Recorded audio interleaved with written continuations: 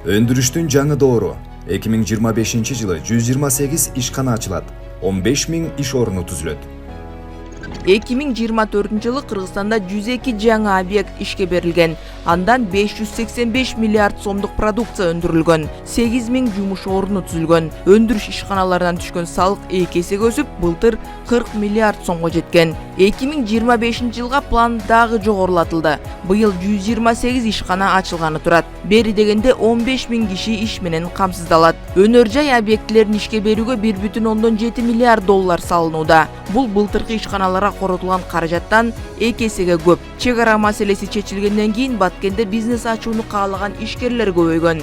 Ал жакта быйыл 1000 иш орну бар 14 өнөр жай объектиси ишке берилгени турат. Нарында 17, Ысык көл облусунда 19, Ош облусунда 22, Таласта 3, Жалал Абадта 13, Чүй облусунда 20, Бишкек шаарында 12, Ош шаарында 8 ишкана ачылат.